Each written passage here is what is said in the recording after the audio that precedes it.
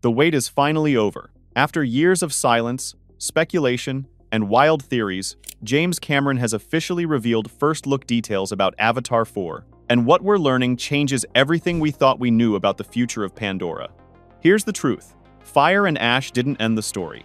What looked like a conclusion was actually a pressure point, the moment where the Avatar saga pivots into something far bigger, darker, and more ambitious than anything we've seen before. Today, we're breaking it all down. What's confirmed? What's hinted? And what Avatar 4 is secretly setting up for the future of this franchise. But to understand why Avatar 4 matters so much, we need to rewind. Why Avatar 4 matters. Avatar, 2009. The beginning.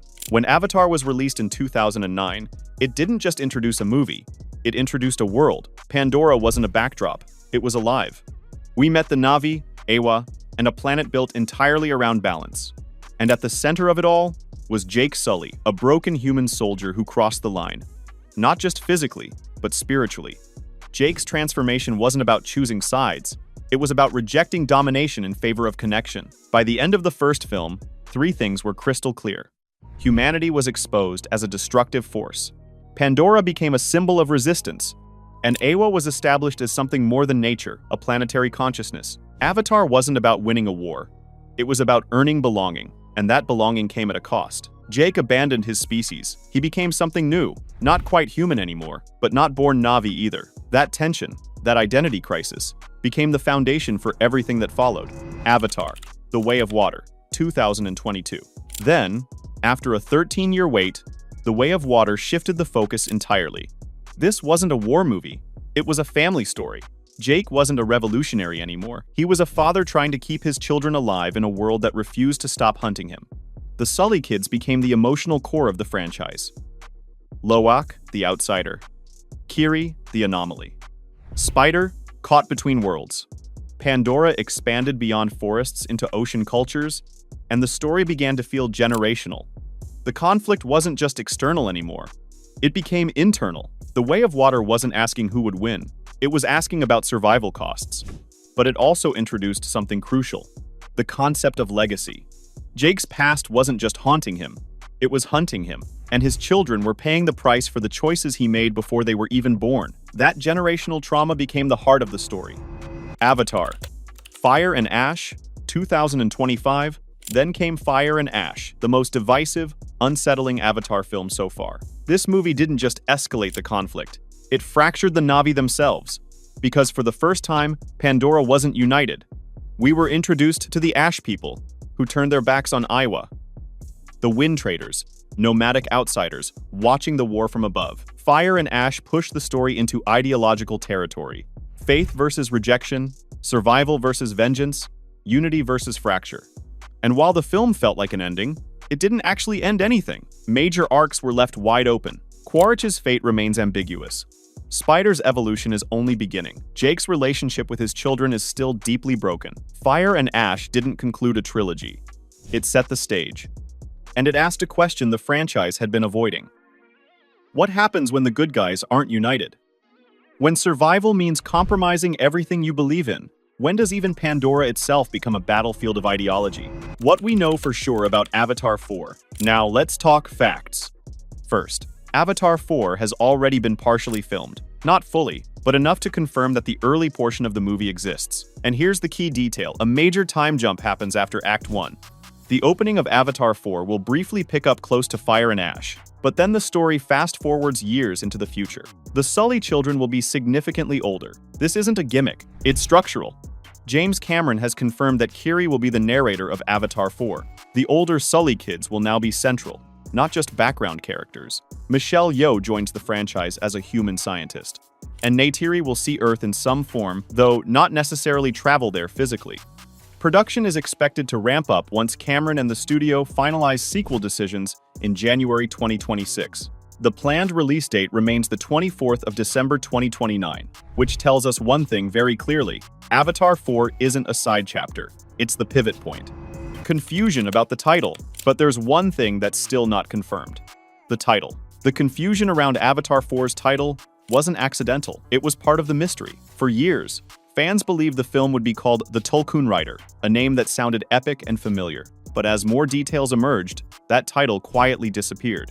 James Cameron later clarified that it wasn't the real direction of the story.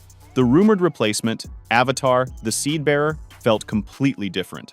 Less about power, more about legacy. That shift explains the confusion. Avatar 4 isn't just another sequel, it's a turning point. And even its title reflects a story in transition, not continuation. The big conspiracies and fan theories. Here's where things get interesting. Because while Cameron is careful with confirmations, the breadcrumbs he's leaving are intentional. 1. The Earth theory. One of the most persistent theories is that Neytiri will experience Earth directly, not just through stories or data, but through Iowa shared memories, human consciousness records, or even physical travel via the RDA. But why does this matter? Because Earth represents everything Neytiri hates. Industrial collapse, ecological destruction, disconnection from nature. Seeing Earth could fundamentally change how she understands Jake and why he's willing to fight so hard to protect Pandora. There's also a practical theory here. Interstellar travel takes years. If Neytiri leaves Pandora, willingly or by force, it could explain the massive time jump, her absence during key events, and why the children are older when we return. Earth wouldn't just be a location, it would be a warning. 2. Quaritch is absolutely alive. Let's be honest.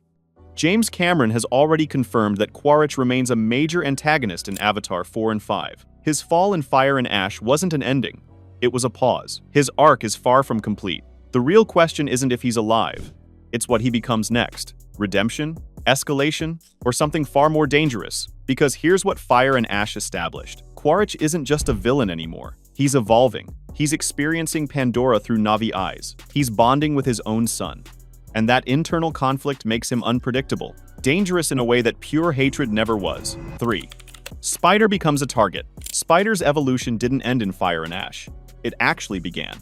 His physiology, his adaptability, his connection to both worlds, they make him invaluable to humanity and a liability to Pandora. The RDA won't ignore that, and neither will Jake. Their relationship is still fractured, unresolved, and emotionally volatile. Avatar 4 is likely where Spider stops being a child, caught in the middle, and becomes a key player. But here's the darker possibility. What if Spider becomes the bridge humanity needs, not by choice, but by force? His ability to survive Pandora without an avatar makes him a living blueprint, and that makes him a target for both sides. 4. Varang and the Wind Traders return.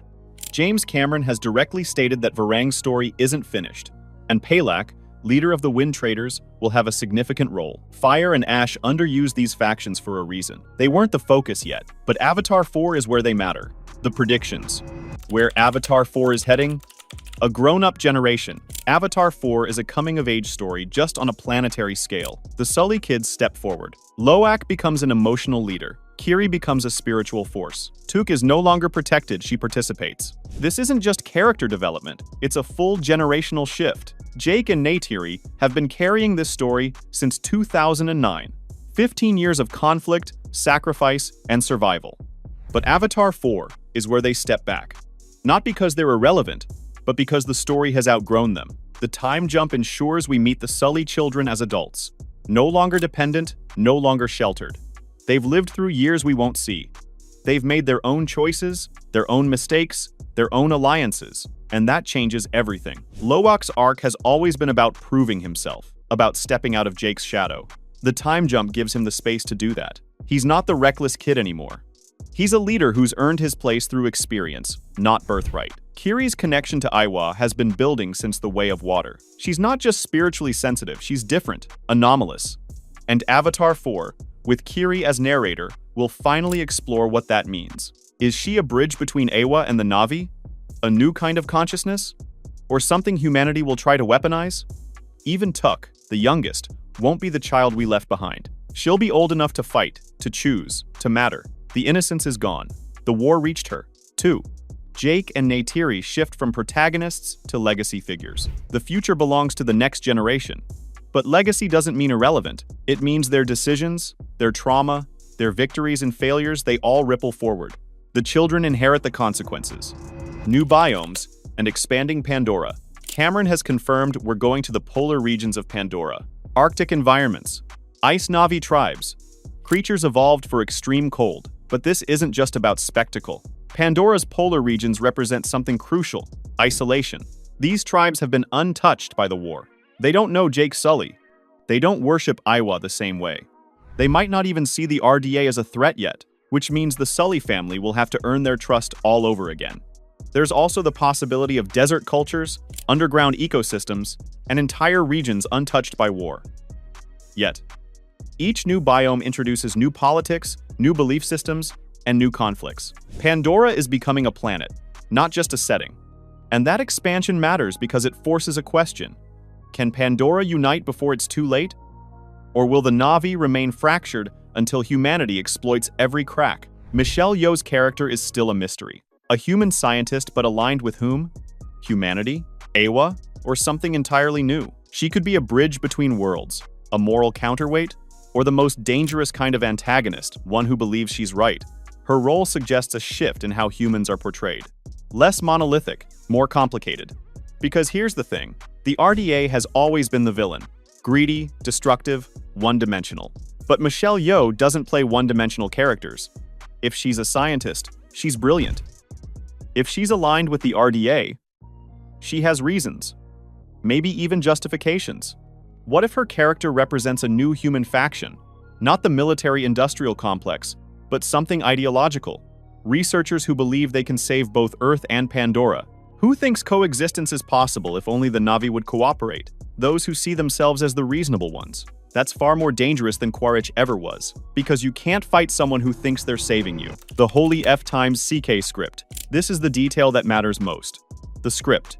When Cameron presented the script of Avatar 4 to Disney Studios for notes, their reply was just 2 words: holy fuck.